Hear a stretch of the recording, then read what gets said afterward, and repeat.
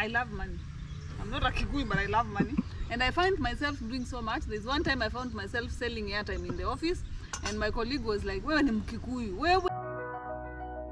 Hi, my name is Regina Mutiro. Welcome to my YouTube channel.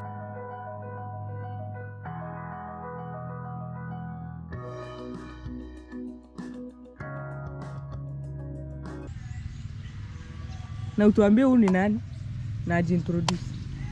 Hi everyone, welcome back to my YouTube channel. The assumptions about some of the ethnic groups in Kenya continues. If you are new to this channel, we have been doing some assumptions about 3 ethnic groups in Kenya, and now we are doing the 4th one. No, it's the 3rd one. We did Meru and Kambas. So we are doing the 3rd one, and I'm joined by a man here. He can introduce himself. What is your name? I am Baba Shan. Is that your name? Yes, I am Papa. Oh, my name is Peter Mushira. And he's going to be telling us about or confirming some of the assumptions that I may have, or some of the videographers may have about Kikuyus. He's a Kikuyu man from Kirinyaga. So, my friend, we hear a lot about Kikuyus. Like what? And one of the things that comes to mind when you mention the word Kikuyu, even outside the country, is Kikuyus. Ni ukweli? Ni ukweli? Ni ukweli, I don't know. I've never stolen anything. Well, maybe I have, I don't know. And I don't know where that assumption came from. Yeah. Maybe because of the proximity of where Kikuyus traditionally lived with the city. That's my thinking. It's not scientific. So, and because a lot of this theft happens in cities. Yeah. So people who are caught in Nairobi was the only city, that was the only place of commerce long time ago.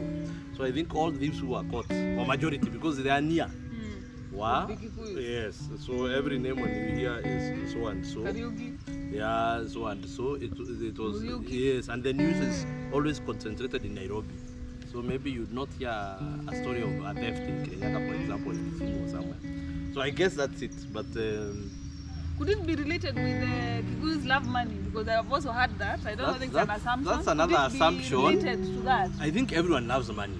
Everyone loves money. I think also when you look at that, it also stems back, and these are just my yeah, from the colonial times. Because of the nature of where they were, Kikuyus interacted with Wazungus in the White Highlands. And Wazungus are the ones who brought capitalism to Africa. So if you look in Africa, the communities, like even if you go to Tanzania, you look areas of Moshi, where the Wazungus really liked to settle, and they highly introduced capitalism, and then they made people feel that a good life is like a Mzungu life. So, and a Mzungu life was capitalism, which is equals to money. So I think then now, based on that, because now there are, if you look at where the missionaries went, if you look at where the colonialists first went and settled, so these Kikuyus could think, how can I get such a trouser? How can I buy such? I need money. So I really need money, so you have to keep looking for this money to live like that person who is so. Yeah. That could be. I love money. I'm not a Kikuyu, but I love money. And I find myself doing so much. There's one time I found myself selling airtime in the office, and my colleague was like, "Wewe ni Mkikuyu. Wewe ni kama Mkikuyu." So perhaps that getting out the industrials, getting out to look out for money so that you can get where you want to get to, or live the kind of life that you want to live. It could be stemming from there. And I think actually the assumption is not even loving money, is loving not to spend money, like to keep money.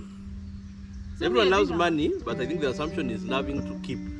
That you find other people will make money, but they'll spend it on themselves. But now on this other side, you find people who are come to you made, and then when he dies, you hear he had so much money, but the quality of his life was down.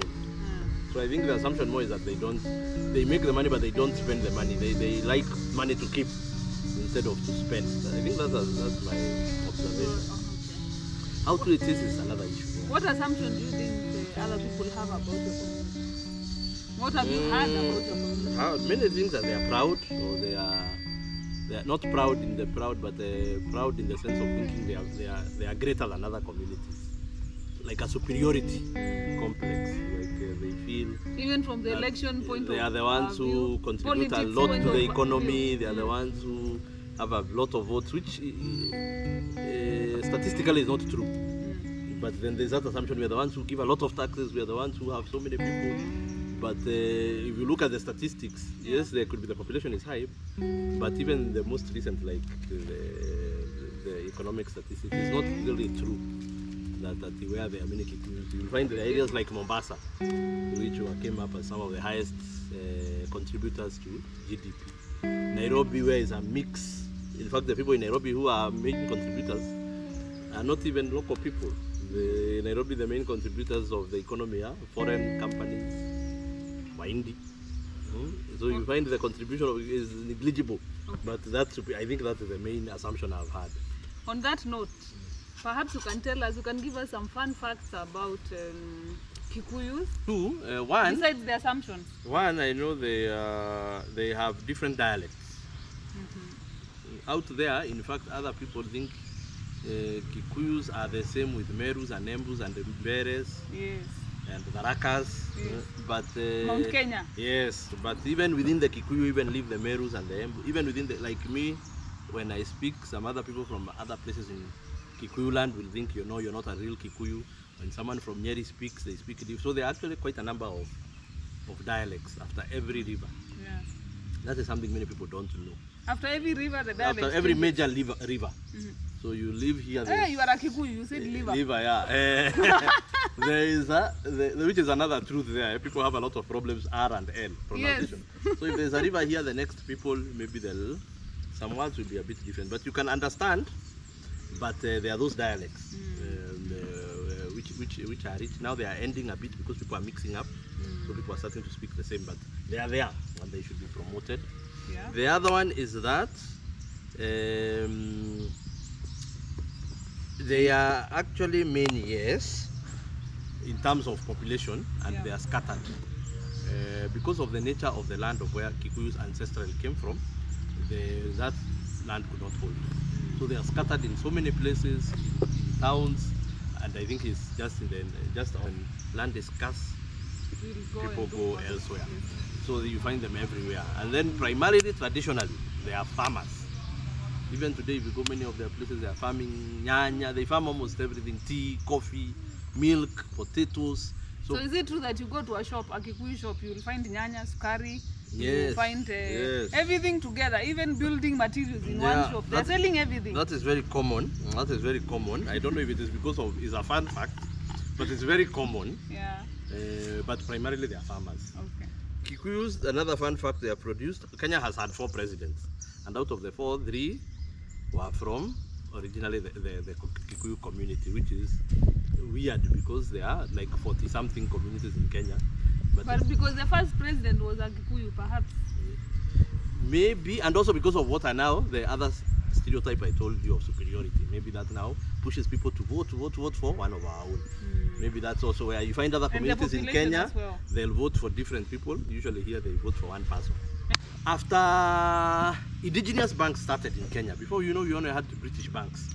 Then there was a wave in the early 2000s of indigenous banks that cropped up.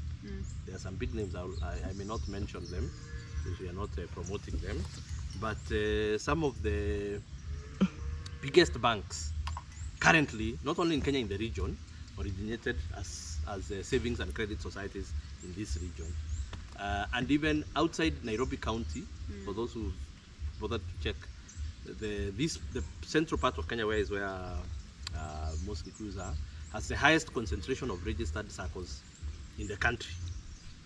So you'll find some tea farmers have a financial institution, milk farmers, financial institution, matatu farmers, financial institution, miraf, all that. So if you look at the statistics, outside Nairobi, the central region has the highest concentration of registered savings and credit organizations. So there are some good, there's some bad. That's a good one. You remember we were talking about circles at some point? Remember there is a time we were talking about circles, and those corporations are the ones that he's talking about. Like some circles, really, there are major circles in this town, in this region. And some of them have found their way in Nairobi, but they started here and they're giving people some good interest. Is it interest? Dividend. Returns. So like I'm a beneficiary of one of them that is giving very good dividends. Kama unataka kujua, see me in private. So those are, you know, quite, they are very many, just as the people are many. But those are the common ones that people know us from. But the best thing is to demystify those assumptions. I urge you to make a trip to those communities and where they live. Find a friend. I'm sure most of you have a friend who's from that community. And visit their home and see if those things are good. More importantly, if you want to keep learning about all these communities, assumptions, Regina Motero, subscribe to her channel, keep watching, share this video, take it all around, and even share to other Kikuyus to say if I've represented them properly. Maybe what I've said is wrong. But thanks, Regina, and keep it up. Thank you for coming on the show. You have been a good guest. Thank you. Chef,